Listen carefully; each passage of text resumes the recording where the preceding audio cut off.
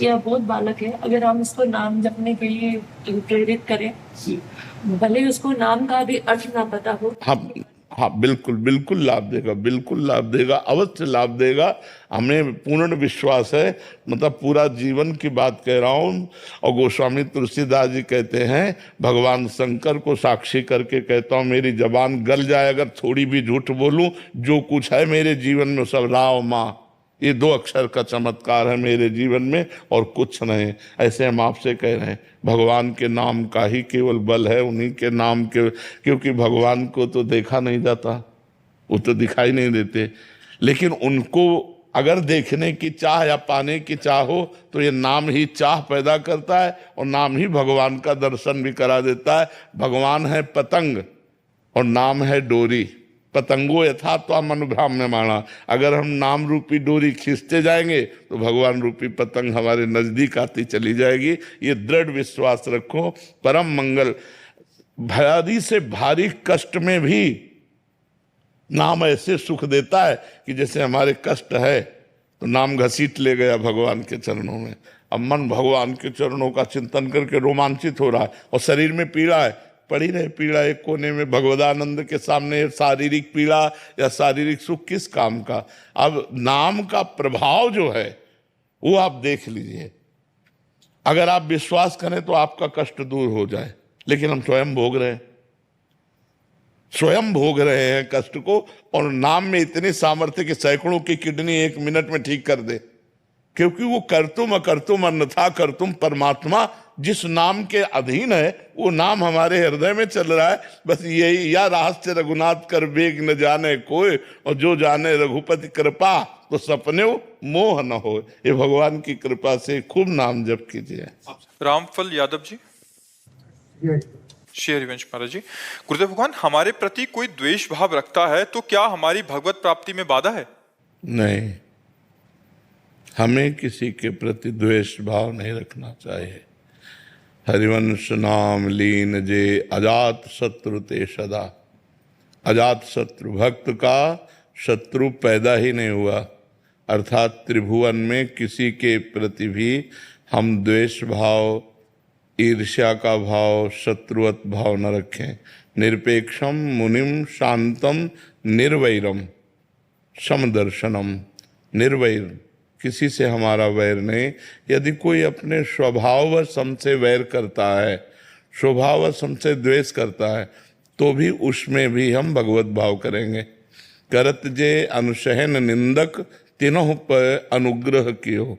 हम उनका मंगल चाहेंगे, हम भगवान से प्रार्थना करेंगे वो स्वस्थ रहें, उनकी सद्बुद्धि बढ़े, लेकिन हम द्वेष नहीं करेंगे तो हमारी भगवत प्राप्ति में किंचित मात्र भी बाधा नहीं। बाधा होती जब हम किसी से द्वेष करते हैं, हम किसी से राग करते हैं। हर्ष नारायण जी, मध्य प्रदेश। श्री हरिवंश महाराज जी, महाराज जी भजन लोगों के बीच प्रकाशित हो गया है, इसे अब छुपाएं कैसे? इसके चलते भजन छुपाने की जरूरत नहीं। छुपाने की बात वो कही जाती है कि जैसे हमें जो अनुभूतियां हो रही हैं, हमारा जो भजन का आंतरिक भाव चल रहा है, वो हम कभी प्रकट ना करें। अगर हमको किसी मित्र या किसी साधक से बात भी करनी है तो हमने संतों से सुना है ऐसे से ऐसा करना चाहिए, ऐसे से ऐसा करना चाहिए, ऐसा करने से उसको लाभ प्राप्त होता है। बात हम अपनी कह रहे हैं, लेकिन हमने संतों से सुना है। हम अपना अनुभव बता रहे हैं, लेकिन किसी साधक और संत का लक्ष्य करके बता रहे। किसी को ये न समझने दें कि हमारी स्थिति ऐसी है। यदि हम ऐसा बोलेंगे तो उसमें हमारा अहम व्यक्त होता है और हो सकता है हमारी साधना रुक जाए, हमारी साधना में बाधा पहुंच जाए। ऐसे जब हम गाएंगे तो सब जानेंगे ही, हम नाचेंगे, रोएंगे, प्रभु के गुणगीत गाएंगे तो लोग कहेंगे ही भक्त है, लोगों के कहने से क्या पड़ता। सब बहुत बड़ाई करते हैं महाराज, मैं पहले से तो बहुत नीच अधम हूँ। जब आपकी बड़ाई करे तो आप उस समय ध्यान दीजिए, जब आप प्रभु के नहीं थे तो आपकी कोई बड़ाई नहीं करता था। तो ये बड़ाई गुरु की हुई, ये बड़ाई प्रभु की हुई, आपकी नहीं हुई। आप उसे हृदय से भगवान को समर्पित करते रहिए तो फंसेंगे नहीं। सम्मान वैसे जहर है, इस जहर से बच जाए तो बहुत अच्छी बात है। सम्मानम कल्याति घोर गरड़म। नीचापमानम सुधा श्री राधा मुरलीधरो भज सके वृंदावन मात्यज। सम्मान को घोर विष के समान समझे, नीच पुरुषों द्वारा किया हुआ अपमान अमृत के समान समझे और श्री मुरलीधर और राधा किशोरी का भजन करे। तो इसलिए सम्मान मिले तो उसे गुरु और इष्ट को देना चाहिए। अगर सम्मान स्वयं स्वीकार करता है तो साधक का पतन हो जाता है। अमानिना मान देना, सबहि मान प्रद आप अमानी। अगर अमानी बन गए तो फिर बात बन जाएगी, अगर मान आ गया तो फिर गड़बड़ हो जाएगा। इसलिए वो मान गुरु और इष्ट को समर्पित कीजिए। ना हमें मान देने वाले को बुरा कहना, ना भला कहना है। कोई प्रणाम कर रहा है, हमने मानसिक प्रणाम किया और सोचा ये तो गुरु को प्रणाम जा रही, ये इष्ट को प्रणाम जा रही, ऐसा भाव रखना चाहिए। जय श्री जी सूरत से श्री हरिवंश महाराज जी। महाराज जी पहले 84 जी मुझे पढ़नी नहीं थी, पर जब से पाठ 1 साल से शुरू हो गया है महाराज जी, अब जाके थोड़ा थोड़ा समझ आ रहा है महाराज जी। अब रोना भी आता है और कह रहे हैं कि याद भी हो गई है। 84 जी में जो वर्णन किया है वो कुछ कुछ अभी भाव भी बन रहा है महाराज जी। श्री जी ठाकुर जी यमुना जी सखियों का महाराज जी ये कह रहे हैं कि 84 जी और नाम जप से ही प्रभु के दर्शन हो जाएंगे मेरे को। छुट्टी 84 भ्रमंते निरखय जुगल किशोर, निरखय जुगल किशोर भोर अरुरैन न जाने। पिय रूप रस मत भयो कछु मन न आने। प्रेम लक्षणा भक्ति होय ही आनंदकारी। अरु वृंदावन वास सखी सुख के अधिकारी।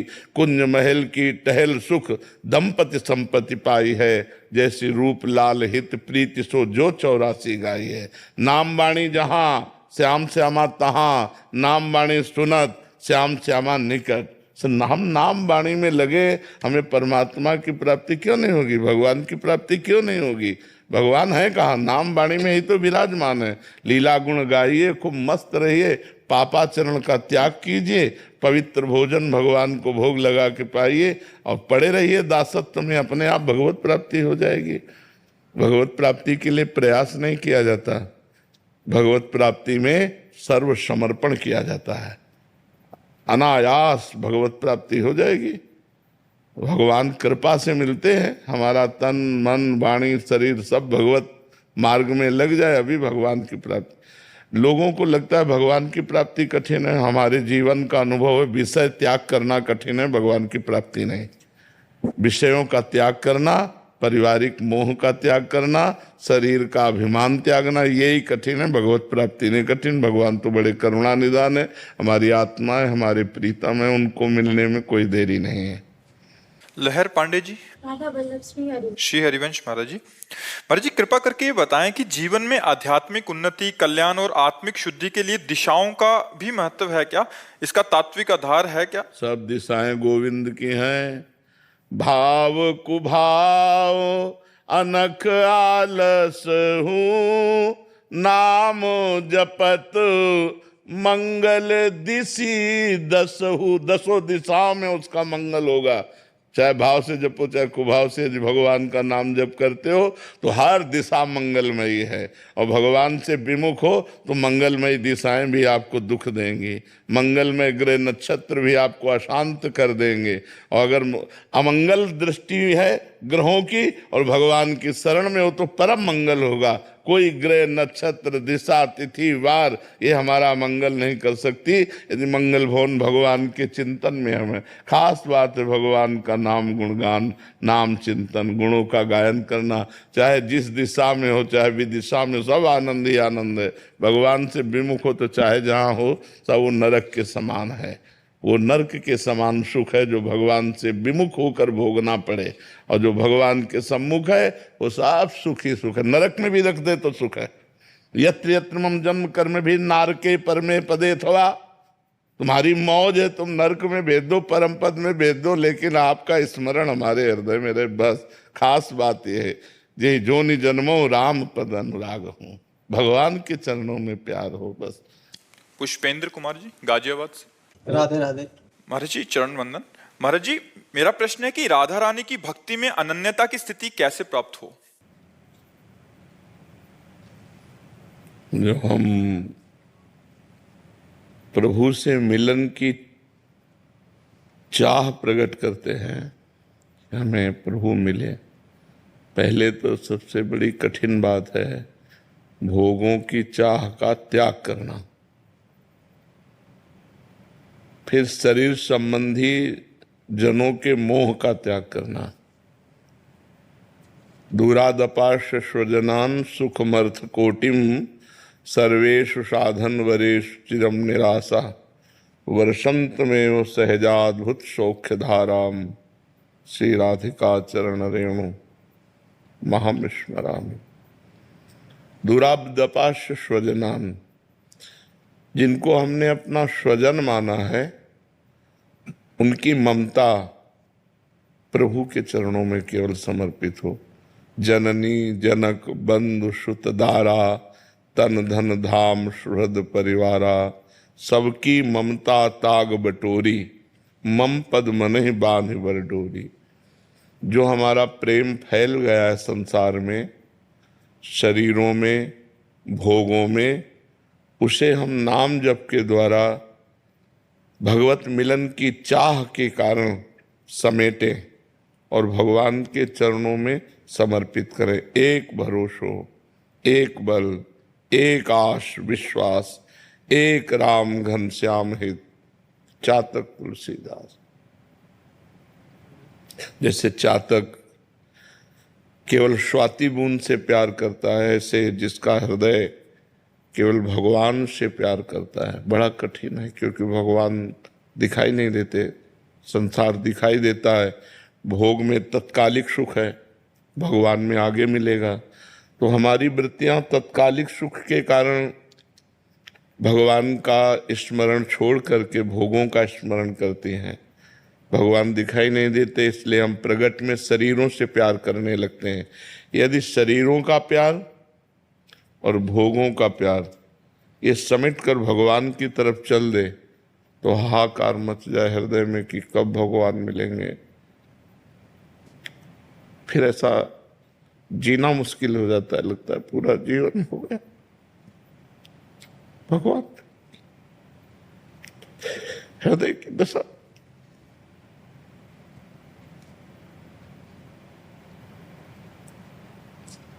ये सब कहना सुनना अलग की बातें बच्चा, जब हृदय में ये लालसा लगती है ना कि भगवान मिले तो कुछ अच्छा नहीं लगता। बस एक यही लगता है कोई मिल जाए, कोई रास्ता बता दे कैसे भगवान मिलेंगे। जब तक हमारा मन कहीं लगा है, कुछ अच्छा लग रहा है, तब तक बात अलग होती है। और जब नाम जप के प्रभाव से नहीं खान पान ते भावे है, नहीं कोमल वसन सुहावे है, सब विषय लगे ते खारा है, हरियाशिक का मग न्यारा है। जिसने भगवान से आशिकी की, भगवान से प्यार किया, उसे संसार में कुछ अच्छा नहीं लगता, वो अपने आप अनन्य हो जाता है। पर इस स्थिति के प्राप्त करने के लिए भी तो हमें त्याग चाहिए। तो हम अधर्म से भोगने वाले भोगों को त्याग करें, जो पाप कर्म है उनका त्याग करें, भगवान का निरंतर नाम जप करें, पवित्र भोजन करें, जिसके साथ व्यवहार करें पवित्र व्यवहार करें और उसमें भगवान का ही अनुभव करें कि ये भले दुष्ट स्वभाव है लेकिन इसमें प्रभाव तो भगवान का ही है। कोई कण ऐसा नहीं जहाँ मेरे भगवान ना हो, सब में भगवान विराजमान है। ऐसा भाव रखकर यदि हमारा व्यवहार हो तो हमें बहुत जल्दी अध्यात्म की, और इसमें प्रधान बात भगवान की कृपा है। जिस जीव पर भगवान की कृपा होती है वो भोगों में नहीं फंसता। ये दुर्भाग्य है कि हमें भोग अच्छे लग रहे हैं, सौभाग्य है कि भगवान अच्छे लगने लगे। तो जब जिसको भगवान प्रिय लगने लगते हैं, भगवान की कृपा होती है, तब फिर उसे कोई फांस नहीं सकता। माया का ये त्रिगुणात्मका माया जो सतोगुणी रजोगुणी तमोगुणी है, ये अपना जो जाल फैला करके जीव को भगवान से विमुख करके बार बार जन्म मरण के चक्र में डाल रही, फिर उसकी सामर्थ्य नहीं रहती कि डाल सके। सीम की चाप सके को उतासु, बड़ रखवार रमापति जासु। भगवान जिसके रक्षक हैं उसकी सीमा को भी कोई नहीं छू सकता। तो ऐसे वो भक्त अनन्य होकर फिर उसे भगवान के दर्शन की भी लालसा नहीं रहती, क्योंकि पी मूर्ति नयनन बसे तेरस रहाय समाये। वो भगवान आकर हृदय में समा जाते हैं, नेत्रों में बस जाते हैं। वो देखता है तो भगवान को, सुनता है तो भगवान को, क्योंकि सब रूपों में भगवान ही हैं। सिय राम में सब जग जानी, करो प्रणाम जोर जुग पानी। फिर उसके नेत्रों से भगवान कभी ओझल नहीं होते। जो समस्त जगत में अपने प्रभु को देखता है, निरंतर नाम जप करता है, सब व्यवहार पवित्र करता है, वो भगवान का अनन्य भक्त हो जाता है, वही श्री जी का अनन्य भक्त हो जाता है। बलराम जी। राधे राधे। राधे राधे महाराज जी। महाराज जी, निस्सुख क्या है? क्या ज्ञान मार्ग और भक्ति मार्ग के लिए इसका एक ही प्रतिफल मिलेगा? जैसे एक दूध को औंट करके बहुत सी मिठाइयाँ बनाई जाती हैं, लेकिन मुख्य उसमें दूध ही होता है। बर्फी है, छेना है, बहुत प्रकार की मिठाइयाँ, और उनका स्वाद भी अलग अलग होता है, लेकिन मूल में दूध ही होता है।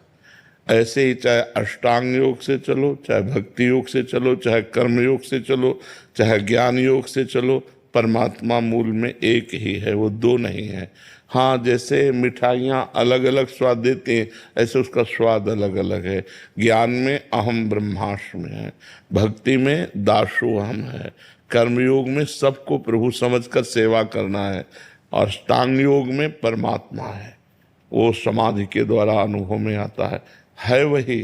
जैसे गंगा एक घाट बहुतेरे, चाहे जहाँ डुबकी लगाओ गंगा जी तो वही है, चाहे घाट में लगाओ, चाहे बेघाट में लगाओ, चाहे प्रसिद्ध घाट में लगाओ, चाहे बिल्कुल जहाँ घाट ना हो वहाँ भी लगाओ, तो गंगा जी तो वही हैं।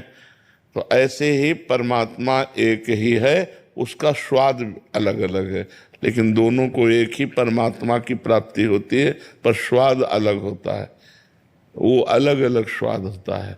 उस स्वाद के हमारे अंदर मांग होती है, अलग अलग मांग। जैसे हम ज्ञान मार्ग में थे तो मांग प्रकट हुई, कैसा होगा वृंदावन, कैसे होंगे प्रियालाल, रास दिखाई गई और इधर आकर्षित कर लिया गया। कभी हमें जीवन में रोना नहीं आया, कष्ट में कभी हमें रोना नहीं आता, ज्ञान मार्ग में कभी हमें रोना नहीं आया। अब इस मार्ग में पता नहीं क्या हो गया है कि जरा सी बात हो बस ऐसा लगता है एकांत हो जाओ, चुप हो जाओ, रोते रहो, बस एक ही सुख नजर आता है, रोते रहो, उसके लिए तड़पते रहो, रोते रहो, बस। तो ये अलग अलग स्वाद है, उसमें सुख मैं ही ब्रह्म हूं तो किसके लिए रोना, ज्ञान में मैं ही ब्रह्म हूं तो किसके लिए रोना। जब ये समझ में आता मैं दास हूँ, मेरे स्वामी हैं, मैं उनको प्यार करता हूँ, मेरे प्रीतम हैं, तब लगता है जब मेरे प्रीतम हैं तो दिखाई क्यों नहीं देते, मिलते क्यों नहीं, तब व्याकुलता पैदा होती है। उसी व्याकुलता में वो रुदन होता है, उसी रुदन में परमात्मा का साक्षात्कार होता है। कबीरा हंसना छोड़ दे, रोने से कर प्रीति, बिन रोए किन पाइयाँ प्रेम प्यारा में। उसके लिए आंसू गिरे, उसके लिए तड़पना हो, उसके लिए विकल। ये भक्ति मार्ग में। ज्ञान मार्ग में तीनों शरीरों का त्याग करके राग और अपने आत्म स्वरूप में, ब्रह्म स्वरूप में स्थित हो जाता है। दोनों ब्रह्मानंद हैं, दोनों भगवदानंद हैं, लेकिन स्वाद दोनों का अलग अलग है, दोनों का स्वाद अलग है। एक दासोहम स्वामी सेवक भाव, और एक सोहम मैं वही हूँ। तो वह दोनों सिद्धांत ठीक है, वो उसी ब्रह्म में जाकर लीन हो जाता है और उसी ब्रह्म का उदास भाव से स्वाद लेता है। आशीष गुप्ता जी, छत्तीसगढ़ से। राधा वल्लभ श्री हरिवंश। श्री हरिवंश महाराज जी। महाराज जी, साधक को अपने इष्ट की भक्ति में प्रेम की गहराई और ब्रह्म ज्ञान की स्थिरता, इन दोनों में तालमेल कैसे लाना चाहिए? नहीं तालमेल बैठेगा, क्योंकि मार्ग दो है। ब्रह्म ज्ञान का मार्ग शिवोहम है, भक्ति मार्ग दासोहम है। कैसे बनेगा? एक उत्तर की तरफ जा रहा है, एक पूर्व की तरफ जा रहा है, दोनों में थोड़ी चला जा सकता है। इसीलिए भगवान ने मार्ग बनाए हैं, ज्ञान योग, भक्ति योग, कर्म योग, अलग अलग वर्णन है। अगर हम भक्ति की प्रेम गहराई में डूबेंगे तो सब ज्ञान अपहृत हो जाएगा। अगर हम ज्ञान की गहराई में डूबेंगे तो भक्ति उसी में समा जाएगी, फिर भक्ति नहीं रह जाएगी, क्योंकि मैं ही ब्रह्म हूँ तो किसकी भक्ति करें। ज्ञान में अहम ब्रह्मास्मि है और भक्ति में मैं अधम नीच प्रभु का दास हूँ। तो दोनों का भाव तो उसी परमात्मा का रसास्वादन है, पर भाव अलग अलग है। इसलिए ज्ञान मार्ग का अलग मार्ग है और भक्ति मार्ग का अलग मार्ग है। उसी परमात्मा का रसास्वादन होता है। परमात्मा सौ दो सौ नहीं है, वो एक ही है, पर उसका स्वाद अलग अलग है। अभी पीछे के बैच में जैसे बताया कि दूध का जब हम खोया बनाते हैं तो अलग स्वाद होता है, दूध के स्वाद से अलग होता है ना खोया। और खोया की जब हम बर्फी बनाते हैं तो अलग स्वाद होता है। कई प्रकार की खोए की मिठाइयाँ अलग अलग में। और जब हम छेना बनाते हैं दूध का तो उसका अलग स्वाद होता है दूध वही, लेकिन उसका स्वाद अलग अलग है। दही बनाते हैं तो अलग स्वाद होता है। तो एक ही परमात्मा का अलग अलग रसास्वादन किया जाता है। दास्य भाव, सख्य भाव, वात्सल्य भाव, कांता भाव, सहचरी भाव, इन भावों के द्वारा उसी परमात्मा का रसास्वादन है, पर अलग अलग है। हाँ, जो दही अच्छा लग रहा है तो रबड़ी, उसको रबड़ी अच्छी लग रही, किसी को बर्फी अच्छी लग रही, किसी को छेना अच्छा लग रहा है, लेकिन सब पा दूध ही रहे हैं, क्योंकि वो दूध का ही परिवर्तित रूप है। ऐसे ही एक ही परमात्मा है, वही अलग अलग भक्तों की भावना का पोषण करने के लिए ज्ञानियों का ब्रह्म है, योगियों का परमात्मा है, भक्तों का भगवान है और प्रेम करने वालों का लाडिला लाल है। जैसे भाव से हम करें। पर देखो आज का जो दिन है, हम लोग उत्सव मनाते, नंदोत्सव। वही पर ब्रह्म परमात्मा भक्त के वशीभूत होकर बालक बन गया और उसका भक्तजन उत्सव मना रहे हैं। सबका पिता, सबका पालक यशोदा का बालक बन गया। तो ये भाव, ये भक्ति, तो भाव भक्ति का स्वाद अलग है, ब्रह्म ज्ञान का स्वाद अलग है, लेकिन जिसका स्वाद लिया जा रहा है वो परमात्मा एक ही है, वो अलग अलग नहीं है।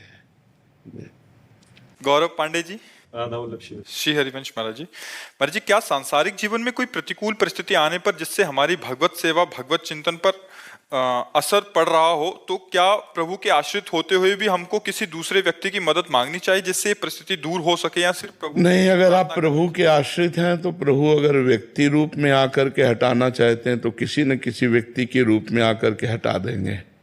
अपने को केवल प्रभु का आश्रय रखना चाहिए। एक बार हम कई बार बता चुके हैं कि एक बार हम महोबा किसी संत के साथ गए हुए थे। महोबा है ना, तो किरतुआ ताल आदि वहाँ धार्मिक स्थल है, तो भ्रमण करते थे, तो उनका चलो, तो हम चले गए। और हमें फिर वहाँ से 2-3 दिन में हम काशी ही जाएंगे।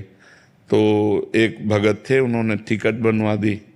तो उन्होंने ऐसे ही जनरल की टिकट बनवाई जो इतनी बड़ी होती है, और हमको बैठा दिया अच्छे वाले उसमें, जो भी कौन सा AC, हाँ, उसमें बैठा दिया। और उन्होंने 2-3 स्टेशन की बनवाई थी और मुझे काशी के लिए बैठा दिया। अब हम ज़्यादा पढ़े लिखे तो हैं नहीं, अंग्रेजी का हमें ज्ञान है नहीं, तो हमें तो ठसक थी कि हमारे पास टिकट है। तो जब पूरा बैच आया रात्रि में, उनका टिकट, हमने टिकट बोले ये टिकट जो है पहली बात तो जनरल की है और आप बैठे कहाँ हो? उनका इसका हमें ज्ञान नहीं है। तो उनका ये तो 3 स्टेशन की थी और आप कहाँ जा रहे हो? उनका काशी। बोले तो है ही नहीं टिकट, खड़े होइए। तो अब वो लोग तो मतलब कुछ होते हैं जो संत महात्माओं को मानते हैं, नहीं तो अपने अधिकार में वो खोए रहते। संतों को कौन मानता है? तो उन्होंने बदतमीजी वाली बातें शुरू कर दी। हम संन्यास वेश था, हमें वास्तविक बिल्कुल हमें ज्ञान नहीं था कि क्या होता है कि ये कोच और क्या होता है, वो बिल्कुल ज्ञान नहीं था, क्योंकि देहात में पैदा हुई है, गंगा किनारे साधना की, तो मुझे इसका ज्ञान नहीं था।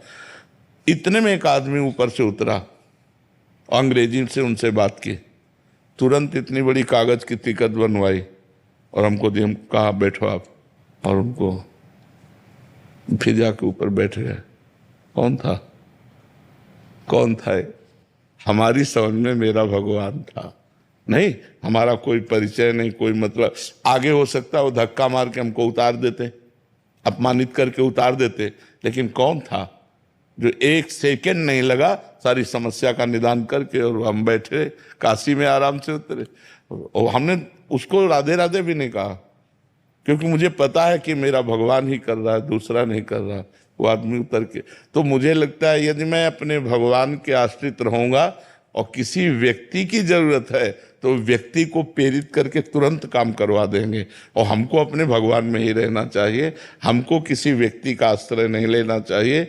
व्यक्ति की जरूरत है जिस व्यक्ति की, उसी व्यक्ति को भेज देंगे, वैसी ही वो व्यवस्था करा देंगे। भगवान ही तो सब रूपों में है, सबके हृदय उर प्रेरक रघुवंश विभूषण, किसी को भी प्रेरणा कर सकते हैं। समझ रहे हो? अगर हम व्यक्ति का आश्रय लेते हैं तो इष्ट आश्रय छूटता है, अगर इष्ट का आश्रय लेते हैं तो हजारों व्यक्तियों में से किसी को प्रेरित करके भेज देगा, हमारी समस्या का निदान हो जाएगा। हमें अपने इष्ट पे ही रहना है। डॉक्टर इंदिरा सिंह जी बिहार से। राधे राधे महाराज जी। महाराज जी, ईश्वर में मेरी असीम आस्था है। अपने सभी धर्म ग्रंथों को स्वयं पढ़ने की इच्छा भी एवं लालसा भी रखती हूँ। वर्तमान में प्रतिदिन रामायण का पाठ 1 घंटा कर रही हूँ, दुर्गा सप्तशती का, और महाराज जी देवी में विशेष भक्ति है महाराज जी। किंतु तामसिक भोजन से मन नहीं हटता, साथ ही कुछ गलत देखकर क्रोध भी अधिक आता है। नहीं, तामसिक भोजन का जबरदस्ती त्याग करना चाहिए। मन भले चला जाए तो हम उसको खाएं ना, नहीं तो फिर भक्ति एक नाटक बनकर रह जाएगा। आप जैसे मांस खाओ, अंडा खाओ, प्याज लहसुन पाओ, गंदा भोजन, तो ये फिर वो भक्ति नाटक रह जाएगी। भक्ति में थोड़ा भी व्यसन, थोड़ा भी गलत भोजन हमारी बुद्धि को भ्रष्ट कर देगा, चकरा देगा, भगवान की तरफ नहीं लगने देगा। तो ये जो लोग ऐसा मलिन आहार करते हैं तो फिर शुद्ध विचार आ ही नहीं सकते। शुद्ध विचार, शुद्ध भाव। अब जैसे हमसे आप बात ना करो तो बात कर रहे हो, हम अपने आनंद को छोड़कर आपसे बात कर रहे हैं। अब हम जब सुबह अपने भाव में होते हैं, हमको आकर के बातचीत करनी पड़ती है। अब कोई आसमान की बात करता है, कोई धरती की बात करता है, कोई प्रपंच की बात करता है, कोई अध्यात्म की बात करता है, एकदम हमको उतरना पड़ता है। तो जब अगर हम सात्विक आहार करते हैं, सतो भाव से रहते हैं, पवित्र भाव से रहते हैं, 1 सेकंड में डूब जाओ। ये थोड़ी कि मन भाग रहा है उसको हटा करके भगवान में, एक जैसे कोई फिसलन की जगह में फिसला और डूब गया, बस ऐसे है कि 1 सेकंड में डूब जाओ अपने से। तो अगर तमोगुणी भोजन करोगे तो फिर डूबना नहीं होगा। तमोगुण का त्याग करके, रजोगुण का त्याग करके, फिर सतोगुण में स्थित, फिर सतोगुण का त्याग करके गुणातीत होना है। अच्छा, दूसरों के सुख के भाव को यदि हम अपने हृदय में नहीं धारण करेंगे, फिर हमारी भक्ति का मतलब क्या रहा? हमको तो एक चींटी को भी सुख पहुंचाने की सोचना है। तो जो जैसे तामसिक भोजन में मांस आदि भी आता है, तो अब जैसे लोग मांस खाते हैं तो इनकी पता नहीं कैसी वृत्ति है कि दूसरे के मांस का भक्षण कैसे किया जा सकता है। मतलब हमारी तो सोच ही काम नहीं करती। अब अंडा के अंदर कितनी घृणित वस्तु भरी हुई है, आप देखो ना, कितनी घृणित वस्तु। उसे स्वास्थ्य ले, इनमें शक्ति नहीं, मुर्गा मुर्गी बकरा बकरी में शक्ति नहीं, तक शक्ति है साधना में, तपस्या में, ब्रह्मचर्य में, भगवान से जुड़ने में। आप जुड़ करके तो देखो, ये गंदे भोजन छोड़ो, जो मांस मछली आदि है। काफी सारे जने, बहुत सारी मात्रा में ऐसे होंगे कि जो भगवान का भजन भी, मतलब मंदिर भी जाएंगे और तामसिक भोजन का भी आहार करेंगे। बिल्कुल नहीं, बिल्कुल मतलब इसे कुछ मंगलवार को हनुमान जी के जाएंगे, मतलब इसे कुछ नहीं होने वाला। सबसे पहली बात है हमारे आहार शुद्धि, मन शुद्धि। देहाती भाषा में कहते हैं जैसा खाओ अन्न वैसा बने मन। देखो, अगर हम शास्त्र की आज्ञा का पालन नहीं करेंगे और मनमानी आचरण करेंगे तो नरक जाओगे। पहले आहार शुद्धि, मन शुद्धि। अगर जैसा खाओ अन्न वैसा बने मन। किसी भी प्राणी को दुख देना। हनुमान चालीसा का भी पाठ करते हैं। ये अपनी वासनाओं की, अपनी जिह्वा को थोड़ा रोको यार। शराब पीते हो, मांस खाते हो, अंडा खाते हो, इस तरह के व्यवहार करते हो, और हनुमान जी और शंकर ये ऐसे प्रसन्न हो जाएंगे, ऐसे काम बन जाएगा। कुछ नहीं बन जाएगा। अवश्य में भोक्तव्यम कृतम कर्म शुभाशुभम। जो तुम कर्म करोगे तुम्हें भोगना पड़ेगा, चाहे मुर्गा हो, चाहे बकरा हो, सब जीव अपने प्राण बचाना चाहते हैं। सब जीव, तुम उनको काट कर खाओगे, वो भोगना पड़ेगा। राम जी के रूप में भगवान ने यदि बाली के चरण में बाण मारा, तो भगवान श्री कृष्ण के चरण में व्याध के रूप में उसने बाण मारा। देखो ना, लीला देखो, भगवान ने अंतिम अपनी लीला जो श्री कृष्ण लीला है वो यहां संपन्न की, कि भगवान के चरण में व्याध जो है बाण मार रहा है। अब आप विचार करो, जब वो सरकार समर्थ होते हुए भी अपने लीला का लीला दर्शन कराते हैं। श्रवण कुमार के वध का संयोग बन गया दशरथ जी के हाथ से, शब्द वेदी बाण मार दिया।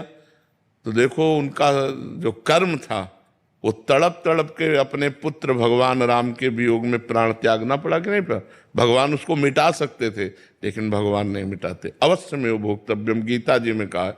इसलिए हमारी प्रार्थना है कि तमोगुणी भोजन का त्याग करो, सात्विक भोजन और संयम से रहोगे तो तुम में जो बल आएगा वो एक महान पवित्र बल होगा। आज बल नहीं दिखाई देता, चेहरे में कांति नहीं है, विचार में पवित्रता नहीं है। ऐसा नहीं, हम पशु नहीं हैं, हम मर्यादा से चलने के लिए है। हमारी मर्यादा बनाई गई, शास्त्र मर्यादा हमारी कानून व्यवस्था है। यदि हम शास्त्र मर्यादा से चलेंगे, शास्त्र कानून से चलेंगे, तो हमारा मनुष्य जीवन सार्थक हो जाएगा, नहीं तो निरर्थक हो जाएगा। जैसे आजकल बच्चे कहते हैं हम स्वतंत्र हैं। नहीं, स्वतंत्रता नहीं। माता पिता की आज्ञा की परतंत्रता, शास्त्र की आज्ञा की परतंत्रता, गुरु की आज्ञा की परतंत्रता, कानून की परतंत्रता, अगर ये स्वीकार करोगे तो स्वतंत्र हो जाओगे। अगर मनमानी करोगे तो परतंत्र हो जाओगे। मनमानी स्वतंत्रता नहीं होती, मनमानी इंद्रियों की परतंत्रता होती। जो इंद्री कहती वही हम कहते हैं। आप अपने को स्वतंत्र समझते हैं, इंद्रियों के गुलाम, मन के गुलाम, तो स्वतंत्रता कहाँ है? स्वतंत्रता तब होगी जब हमारी बात पुनः समझ ले, शास्त्र आज्ञा के अधीन चलोगे, गुरु के अधीन चलोगे, संतों की वाणी के अधीन चलोगे। भगवान शास्त्र और संतों के रूप में विराजमान है, तो आप स्वतंत्र हो जाओगे, माया मुक्त हो जाओगे। तो आचरण और भोजन, ये दो का बहुत बड़ा योग है। अगर हमारा भोजन ठीक तो हमारे आचरण ठीक होंगे, हमारे आचरण ठीक तो हम भगवान को प्रसन्न कर सकते हैं। गंदा आचरण, अभी कल परसों ही एक प्रश्न आया था कि गांव देहात में महाराज जी क्या है कि छोटे छोटे देवी जी के मंदिर हैं, और गांव में किसी के घर में बच्चा हो रहा है या शादी हो रही है, तो महाराज जी बकरा लेके और फिर उसका वो करते हैं, बलि देते हैं। फिर महाराज जी फिर पूरे गांव वाले आते हैं, फिर पूरा मांस वो करते हैं, मंदिर भी जा रहे हैं महाराज जी, देवी की आराधना भी कर रहे हैं। ये सब भोजन, ये आसुरी वृत्ति है, इससे भगवत प्रसन्नता नहीं होती। हम सबको ये बताना चाहते हैं, जगदम्बा को जगत जननी कहते हो तो बकरे की भी माँ है, जगत जननी है ना। माँ अपने पुत्र की बलि से प्रसन्न कैसे हो सकती है? हमें तो नहीं समझ में आता। और जब वो जगत जननी है तो बकरे की भी माँ है, वो भैंसे की भी माँ है, वो गाय की भी माँ है। वो माँ जो जगत माता है, वो अपने पुत्रों की बलि से प्रसन्न कैसे हो सकती है? अगर वो प्रसन्न होती तो तुम्हारा मंगल हो जाता। किसका मंगल हुआ बकरे की बलि चढ़ाकर? हमें बताओ। देवी अप्रसन्न हो जाएंगी अगर नहीं किया ऐसा, तो महाराज जी ये भी माने। अरे अगर वो अपने स्वरूप में आ जाए तो सबको चाट जाए उनको। वो तो महाकाली है, महाकाल स्वरूप भी है, तो वो दुष्टों का संहार करने के लिए रूप माता जी ने धारण किया। वो दुष्टों का खून पिया, जो संसार के पवित्र जीवन जीने वालों के लिए वो मृत्यु काल रूप थे। जैसे महिषासुर, शुम्भ निशुम्भ, रक्त बीज, माता जी ने इनका संहार किया। इन बकरी बकरों का थोड़ी संहार करने से माता जी प्रसन्न हो जाती है। ये तो मूर्खता है, कोरी मूर्खता है। कभी माता जी प्रसन्न नहीं होती। हमें लगता है कभी ऐसे कार्य नहीं करने चाहिए और ये सोचो कि माँ प्रसन्न हो जाएंगी। मुझे ऐसा नहीं लगता। माँ ऐसे नहीं, कुपुत्रो जायते क्वचिदपि कुमाता न भवति। माता जी तो तब प्रसन्न होंगी जब सब पर दया करने लगो, सबको सुख पहुंचाओ, नाम जप करो, अच्छे आचरण करो, तो जगदम्बा प्रसन्न हो जाएगी। अगर फिर से उनको प्रसन्न करना है महाराज जी, और ये प्रथा चली है, और जैसे किसी के घर में पुत्र देखो, शास्त्र में विधान है, नारियल की बलि, नींबू की बलि, इनकी बलि सात्विक बलि दे। आप कच्चा नारियल की बलि दे सकते हैं, तो ये भी बलि तो मानी जाती है। ये सब मनमानी आचरण है, इससे देवी प्रसन्न नहीं होती है। और देवी को रक्त चाहिए तो चराचर जीवों के हृदय में देवी विराज। देवी प्रपन्नार्थ हरे प्रसीद प्रसीद मातर जगतोखिलस्य प्रसीद विश्वेश्वरी पाहि विश्वम त्वमीश्वरी देवी चराचरस्य। त्वमीश्वरी देवी चराचर से, वो चर अचर की ईश्वरी है। उनको किसी के खून की जरूरत है, माँ को किसी के खून की जरूरत है। अरे माँ तो अपने खून को दूध बनाकर अपने बच्चों का पालन करती है। माँ शब्द कितना महान है, वो अपने शरीर के रक्त को दुग्ध में परिवर्तित करके अपने बेटे का पालन करती है। वो दूसरों का रक्तपान कैसे कर सकती है? ये दुष्टों के रक्तपान किए माता जी ने, जो समाज के लिए कलंक थे, जो समाज का द्रोह करके समाज को नष्ट करने में लगे थे। ऐसे राक्षसों को माता जी ने मारा है। शुंभ निशुंभ रक्त बीज महिषासुर। ऐसे नहीं है कि गलत सिद्धांत से न चले, नहीं तो नरक की प्राप्ति होगी। महाराज जी, आज जैसे आप कहते हैं कि भजन मार्ग, अभी तामसिक भोजन भी हो रहा है महाराज जी, फिर हम वही बात कर रहे हैं, और उसके साथ भक्ति भी। भक्ति का उद्देश्य है कि प्रभु का अगर हम पास जाएंगे या सोमवार को या मंगलवार को हम प्रभु के आगे हमारी आराधना करेंगे, कामनाओं की पूर्ति। महाराज जी, अगर उद्देश्य भगवत प्राप्ति हो, फिर तो महाराज जी उस उद्देश्य ही पता नहीं है। हाँ, लेकिन हम कह रहे हैं कि अगर हमें कामना की भी पूर्ति चाहिए तो हमको गलत आचरण छोड़ने पड़ेंगे, क्योंकि हम जो कामना की पूर्ति चाहते हैं उसमें पाप आचरण बाधा पहुंचाएंगे। पाप का फल दुख है, पाप का फल विपत्ति है, पाप का फल संकट है। यदि आप मुर्गा मुर्गी खाते हो तो पाप कर रहे हो, और वो पाप आपकी कामनाओं को पूर्ण नहीं होने देगा। चाहे हनुमान जी के पास जाओ, चाहे राम जी के पास जाओ, जहां भी जाओगे जीवों की हिंसा करते हो, जीवों को दुख देते हो, गंदा आचरण करते हो, गंदा भोजन पाते हो, तो भगवान प्रसन्न नहीं होने वाले। और आप किसी मंदिर न जाओ, घर में पवित्र आचरण करो, पवित्र भोजन पाओ और नाम जप करो, तुम्हारे घर में भगवान आ जाएंगे। कहो सो कहां जहां प्रभु नाही, हरि व्यापक सर्वत्र समाना, प्रेम ते प्रगट होए मैं जाना। तो प्रेम कहां से आ जाएगा जब अपराध करोगे? इसलिए सब जो कामना भी पूर्ति चाहते हैं तो उनको चाहिए कि गंदा भोजन और गंदे आचरणों का त्याग करें, तो उनकी कामना जल्दी पूर्ण हो जाएगी, निश्चित पूर्ण हो जाएगी। समझते हैं कि मतलब मुर्गा और मछली का हिंसा करने से ये जीव हिंसा के अंतर्गत नहीं आता। क्यों नहीं आता? तुम्हारी अंगुली काटे तुम्हें कैसा लगेगा? दर्द नहीं लगेगा? उन जीवों को देखो, एक चींटी के भी पीछे अंगुली लगा के देखो, ऐसे वो भाग रही है अपने प्राण रक्षा के लिए। क्या उनमें जीव नहीं है? क्या मुर्गा अपना प्राण बचाना नहीं चाहता? क्या पशु पक्षी प्राण बचाना नहीं चाहते? और जिनको ये है कि अगर हम खाएंगे नहीं तो सृष्टि बढ़ जाएगी, तो तुम अपने बैलेंस की चिंता करो। तुम्हारा बैलेंस जब परमात्मा बनाएगा तो तुम्हारे होश उड़ जाएंगे। वो परमात्मा का 3 कार्य है: सृष्टि रचना, सृष्टि पालन करना और सृष्टि का संहार करना। वो भी अपने आप में लय कर लेता है। वो प्रलयंकारी परमात्मा है, वो काल का भी काल है, वो महाकाल है। वो जिस समय जैसा चाहता है वैसा अपना बैलेंस बनाता रहता है। सृष्टि का बैलेंस बनाना उसका कार्य है, हमारा कार्य नहीं है। हमारा कार्य है उसकी आज्ञा के अनुसार चलना। हम मनुष्य, हम राक्षस नहीं है। तो हमें सबसे प्रार्थना है कि मांस, मदिरा, अंडा, पराई स्त्री से व्यभिचार, इनका त्याग करो तो तुम्हारा जीवन सुखमय हो जाएगा। लक्ष्य शर्मा जी, उत्तराखंड से। राधे राधे। राधे राधे महाराज जी। महाराज जी, मैं शिव भक्त हूँ, शिव जपता हूँ। महाराज जी, मेरा प्रश्न है कि जब आप काशी में थे तो आपने गुरु का चयन कैसे किया? अतः गुरु हमें खुद चुनते हैं। जब आप वृंदावन आए तो नाम और मंत्र आपके श्वास पर वो कैसे परिवर्तित हुआ? वैराग्य पंथ से प्रेम मार्ग में क्या पूर्व नाम जप की गणना नए पथ में जुड़ती है? इसे नई साधना मानेंगे या पूर्व की ही? कैसे बतावे तो पूरा इतिहास है बचपन से लेके अभी तक का। कुछ शब्दों में बता देते हैं कि जैसे हम घर से निकले तो हमारी खोज हुई। 2-3 दिन में सबसे पहले बड़े भाई आए तो उनको कठोर जवाब देकर वापस कर दिया। फिर पिता आए। पिताजी बहुत कड़क स्वभाव के थे, कठोर स्वभाव उनका था। शासन बिल्कुल सत्य, धर्मात्मा, नंगे पैर हल जोतने वाले किसान, कभी जूता नहीं पहना, कभी सिले कपड़े नहीं पहने। तो जब वो आए तो हमें लगा कि अब पिटाई होगी, क्योंकि वो बहुत कठोर स्वभाव। उनका खड़े हो जाओ, तो उनका नहीं खड़े होंगे क्योंकि तुम घर ले जाओगे। उनका नहीं, खड़े हो जाओ।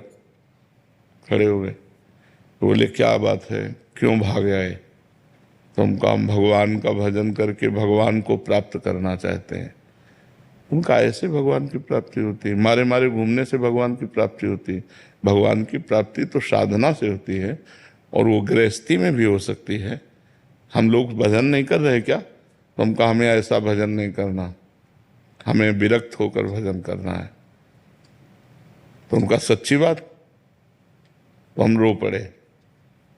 एक तो भय उनका, और दूसरा कि हमें घर न ले जाएं, हमें भगवान की प्राप्ति करनी है। पूर्व जन्म का कुछ ऐसा था कि जो हमें भगवान की प्राप्ति करने का चस्का लगा। कोई हम दुख या किसी समस्या से थोड़ी निकले। 13 वर्ष के बालक को क्या दुख, 9th क्लास में पढ़ रहे थे। तो पिताजी ने ऐसे गले लगाया, राम राम राम। वो स्वयं भक्त थे, ऐसे गले लगाया, 3 बार कहा राम राम राम, और कहा बेटा ऊसर में बैठोगे तो फूल बरसेंगे, जाओ हमारा आशीर्वाद है।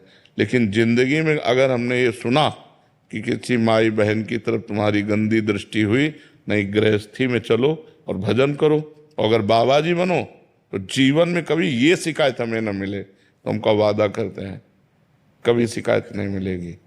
तो उनका चलो हमारे साथ। और उन्होंने पहले सदगुरुदेव भगवान जिन्होंने हमें वर्ण किया अपने शिष्य के रूप में, उनके पास ले गए। और सैमसी में रहते थे, एक पर्णकुटी बना कर रहते थे। मंदिर बना, आज भी मंदिर बना हुआ सैमसी में। गुरुजी से कहा, उनका देखा, बोले कैसे आना हुआ? बोले स्वामी जी ये लड़का कह रहा है हम बाबा जी बनेंगे। तो उनका कोई बात नहीं, एक छोड़ दो, 1 हफ्ते में भाग के घर आ जाएगा या तो बाबा जी बन जाएगा। 1 हफ्ते भोजन न देना और आश्रम के सब काम करवाना और कठोर नियम, और दूसरे को पेड़ा बर्फी बांट रहे हैं, हम देख रहे हैं तो हमें ना देना। लेकिन हमारे मन में आया कि हमको भगवान की प्राप्ति करनी, हमको गुरुजी दे या ना दे। 1 हफ्ता बाद उन्होंने कहा जाओ गंगा स्नान करके आओ, आज तुम्हें मंत्र देंगे। फिर उन्होंने हमको शिव मंत्र दिया। तो उसी शिव मंत्र के जप के और गुरुजी ने केवल हमको यही बताया कि बेटा जितना जपोगे उतना ही तुम्हारे अंदर ज्ञान प्राप्त होगा। बस हमारे को गुरुजी की वो बात बैठ गई कि मेरा काम है हर समय इसी मंत्र का जप करना।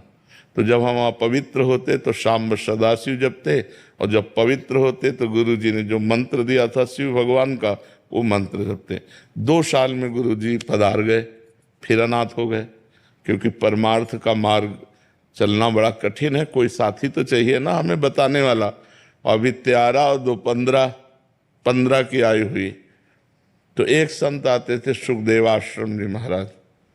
उनसे हमने कहा महाराज जी हमारी जवानी और की तरफ कदम बढ़ रहे हैं और हमें हमारे गुरुजी अंतर ध्यान हो गए, हम चाहते हैं आप कृपा करें और मुझे आगे का मार्ग। फिर उन्होंने आगे का मार्ग महावाक्य और ये दिया।